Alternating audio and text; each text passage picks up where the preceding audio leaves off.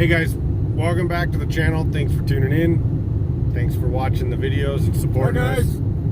This is my dad, Richard.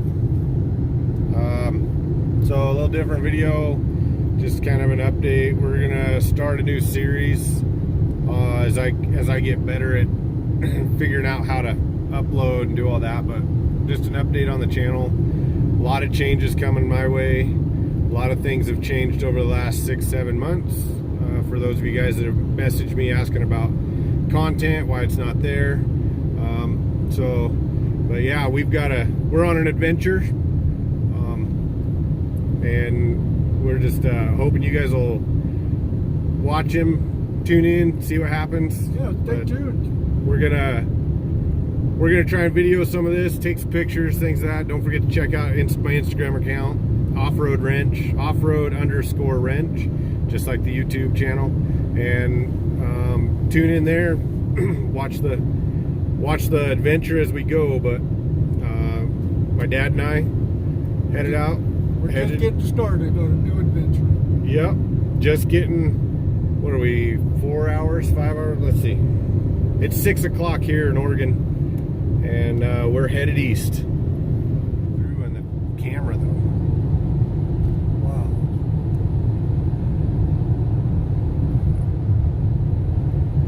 Lights on the car, but the camera brightens it up too much.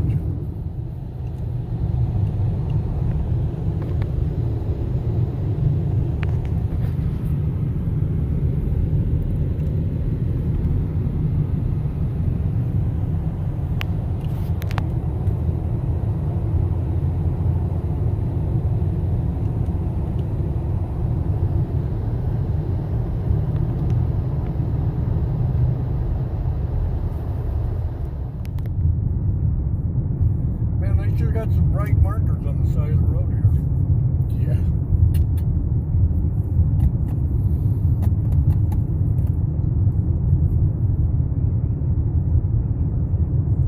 Yeah, they're starting to, looks like they got all their winter markers in. Yeah. So how many miles do you think you have behind the seat of in the seat of a truck, behind the steering wheel? Probably 3 or 4 million. 4 million, I'd say. How many years? Well, I was 21 and I'm 71 now. So that'd been 50 years.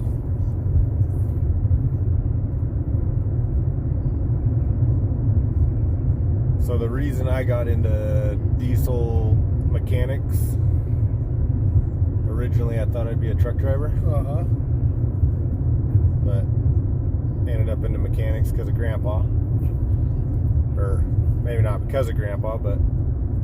Yeah, well, you know, whenever you were just a teenager and you started hanging with him a lot, you know, your grandpa just loved you to death, you know, and then he was always in the shop, working on the shop. He's working on cars and trucks and different things, and then him being a truck driver and me being a truck driver, you know,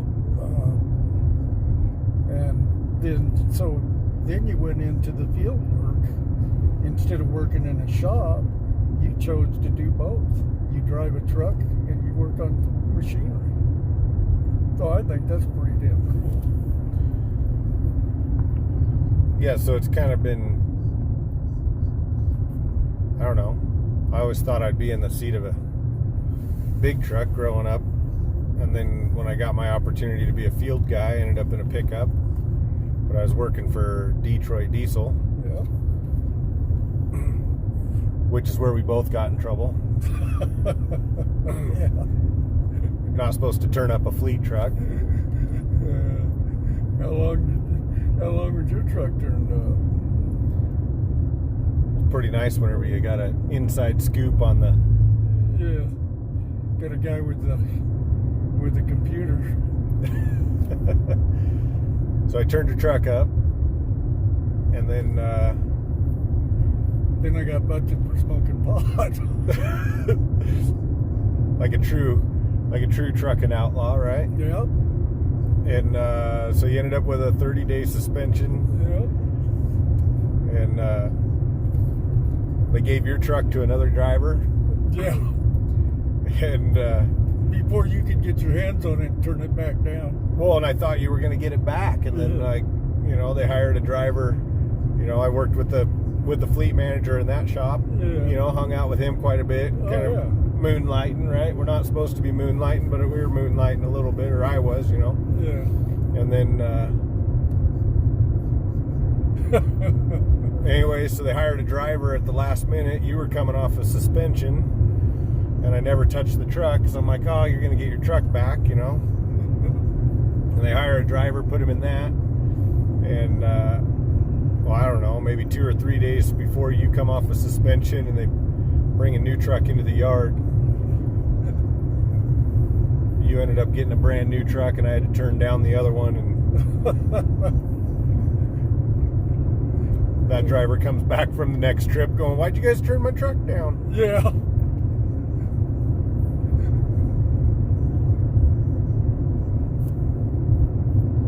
But I ended up going to the equipment side, and I guess I've never turned back. Well, I guess I never went away from trucks though either, right? No. So I grew up with you driving long haul, pulling flatbed. Yeah. That's what I remember you in my childhood. Yeah, except for the time I ran with Clay and we did air freight. Yep. So Clay Earhart. Now that was a big truck. That was a large car. Yeah. Right? That was the essence of a large car. Oh yeah. And now we're on a highway that probably brings back some memories for you. Oh yeah. So without spilling the beans on the adventure we're on, you know, why you and I are in the car headed across. We've been in the car 5 hours now. We started. We were in it almost 5 hours because it's about the time we left. It was 2 o'clock when we left the house. Yeah. And those of you guys who have been following the channel, you guys know I live in Oregon. We're from Oregon, from the Willamette Valley. So I'm only about an hour and a half from the coast, from the Pacific Ocean. And we are headed east. So, yeah. Southeast.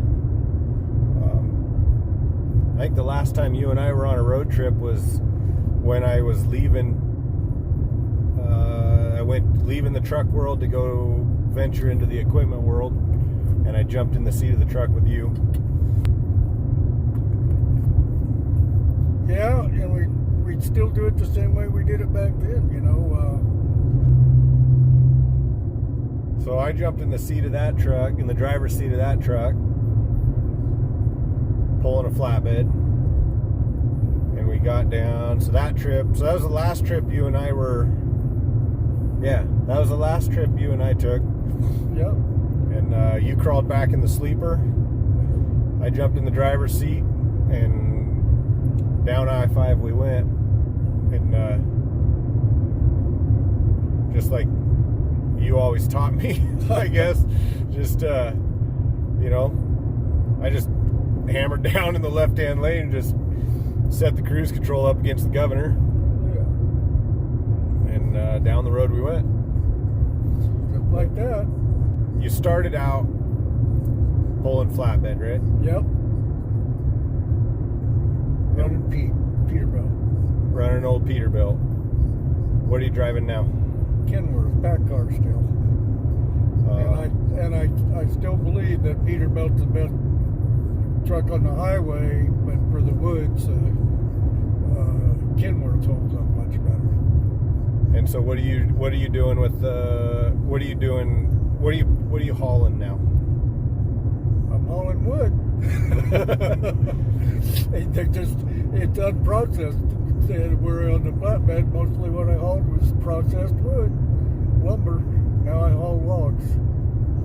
So you're hauling logs now, but you started out pulling flatbed out of California, right? Or Utah? Was it Utah or California? I started in California. In Salinas, California, when I was 21 years old, I went to the first truck driver's training course there was. I'd ridden with a bunch of guys before, thinking that they were going to teach me to drive truck, which they had promised, but all they did was use me to load and unload freight. So I heard of this truck driving school that had been formed back east, and I applied for it and went to it. And that's how I got started. Then I came back home and started hauling flatbeds. Started out with an old International cab over, pulling a set of doubles. Those carriages I talked about, I hauled out of way down south in California and hauled them up to Sacramento, California, where there was a Campbell Soup Factory. And then I'd load fertilizer or something like that on the flatbed, and I would turn around and take it down south. I think for somebody coming into the timber industry, into logging, into looking for a trade to do, what would you say for a driving truck? Why should a guy look at that? Well, a guy should look at driving a log truck because he's home every night. He's not on the highway traveling all the time and by himself. He's able to sleep in his own bed. He normally gets weekends off unless he has to do a little bit of service work on his truck or wash his truck. And it's a point of pride in keeping it clean and making sure it's serviced right as well as safety. But normally you work 5 days a week. You have the weekends off with the family, and you're able to sleep in your own bed. That's your mama on the butt. So we are the other reason. So we talked about Clay Earhart. We touched on him real quick, and that truck. So that was the first truck I ever drove. You were hauling air freight from San Francisco to Seattle, right? When you first started with him? Yep. San Francisco to Seattle overnight.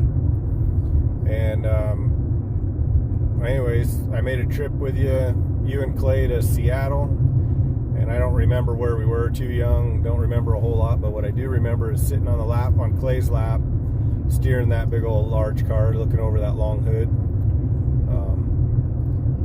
And it struck on me, just, trucks, and, just like a little kid, I was amazed at them. So, what was special about that truck?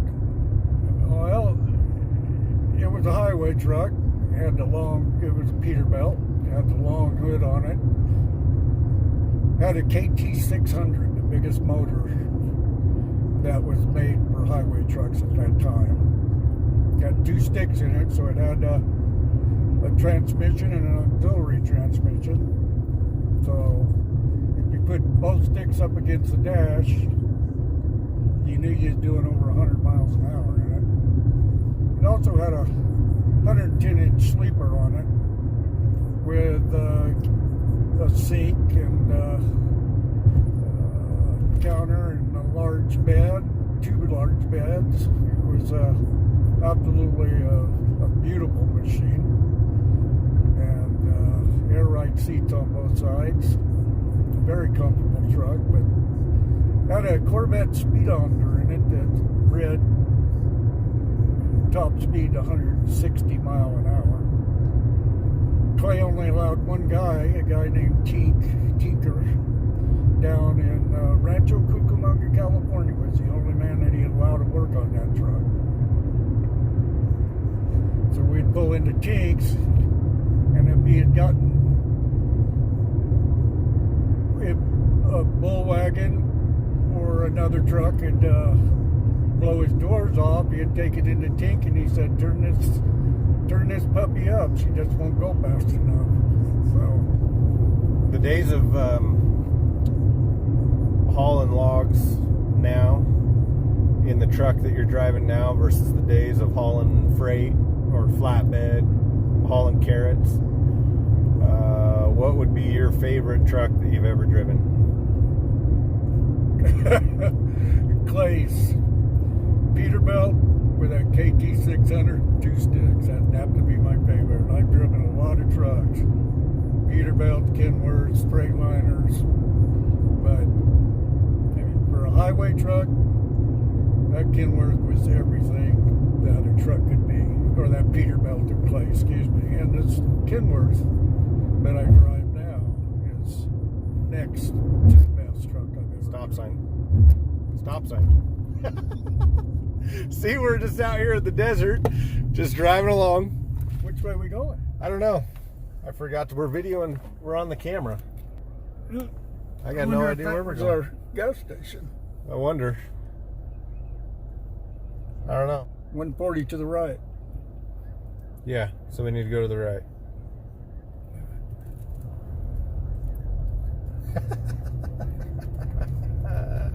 There we go. Winamaka.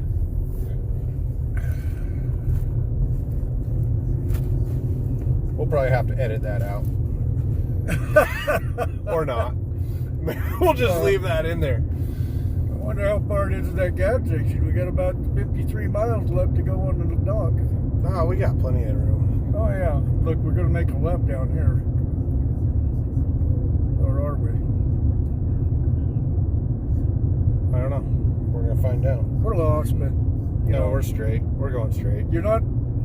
The other thing is that you have to remember, in trucking, you're not lost until you're out of fuel.